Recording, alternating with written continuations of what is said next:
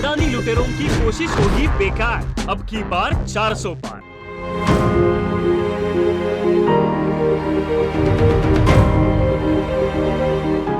नमस्कार, आप देख रहे हैं रितम और मैं हूं आपके साथ सौम्या श्री। देश में चौथा लोकसभा चुनाव भारतीय राजनीति के हिसाब से टर्निंग पॉइंट था। आजाद भारत में देश के पहले प्रधानमंत्री बने पंडित जवाहरलाल नेहरू की मौत हो चुकी थी, जिसके बाद सत्ता की चाबी इंदिरा गांधी के हाथों में आई। कहा जाता है कि नेहरू की मौत के बाद देश में कांग्रेस की पकड़ ढीली हो गई थी। आप देख रहे हैं किस्सा लोकतंत्र का, और आज के इस एपिसोड में हम बात करेंगे उस चुनावी दौर की जब इंदिरा गांधी ने कांग्रेस पार्टी को चौथी बार तो जीत दिलाई, लेकिन कुछ राज्यों में फैली विरासत नहीं बचा पाई। तो जैसा कि आप जानते हैं, हम बात कर रहे हैं साल 1967 लोकसभा चुनाव की, लेकिन इसके पहले के सिनेरियो को समझिए।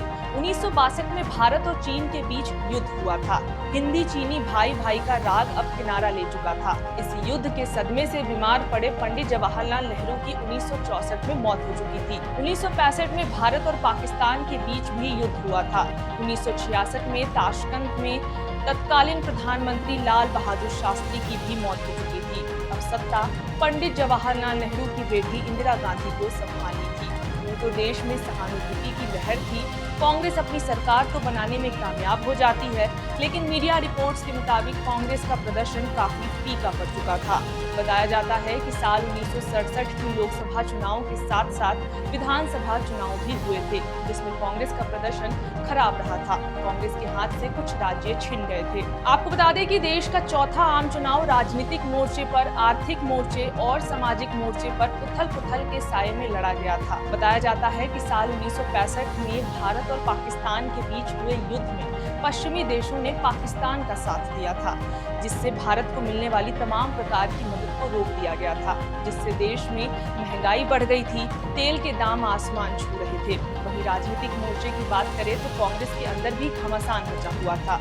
नेहरू की मौत के बाद कांग्रेस भी दो भागों में बंटता हुआ दिख रहा था। वहीं सामाजिक मोर्चे की बात करें तो बताया जाता है कि उस वक्त जबलपुर और राउरकेला में दंगे हो रहे थे।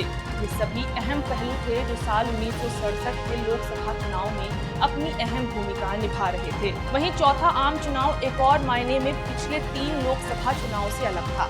दरअसल साल 1967 के लोकसभा चुनाव में सीटों की संख्या बढ़ चुकी थी। अब सीटों की संख्या 520 हो चुकी थी।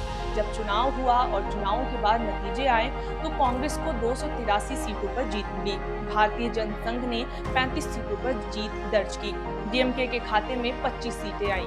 सीपीआई को 23 सीटों पर जीत मिली। वहीं सीपीआई से टूटकर बनी सीपीएम को 19 सीटों पर जीत हासिल हुआ। खास बात ये रही कि सी राजागोपालाचारी की स्वतंत्र पार्टी मुख्य विपक्षी पार्टी बनी। स्वतंत्र पार्टी को 44 सीटों पर जीत मिली थी। इस चुनाव में कांग्रेस ने वापस से अपनी सरकार तो बना ली, लेकिन इस चुनाव के नतीजे से कांग्रेस पार्टी को तगड़ा झटका भी लगा था। बताया जाता है कि कांग्रेस कुछ राज्यों के विधानसभा चुनाव हार चुकी थी, जिसमें पश्चिम बंगाल और तमिलनाडु जैसे राज्य शामिल थे।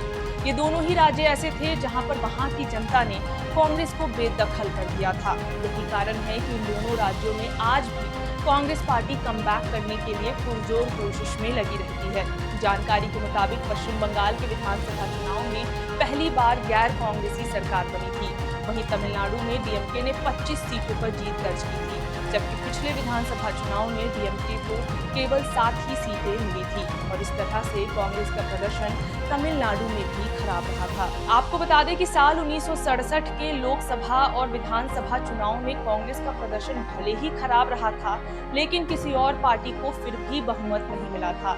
यही कारण था कि आगे चलकर भी सत्ता पर कांग्रेस ही राज कर रही थी, लेकिन धीरे धीरे देश के कोने कोने से कांग्रेस को सत्ता से बेदखल करने के लिए राजनीतिक पार्टियां एकजुट होने लगी थी। आपको ये वीडियो कैसी लगी हमें कमेंट सेक्शन में जरूर बताएं। आज के इस एपिसोड में बस इतना ही। ऐसे ही राजनीतिक किस्से कहानियां जानने के लिए देखते रहें किस्सा लोकतंत्र का। धन्यवाद।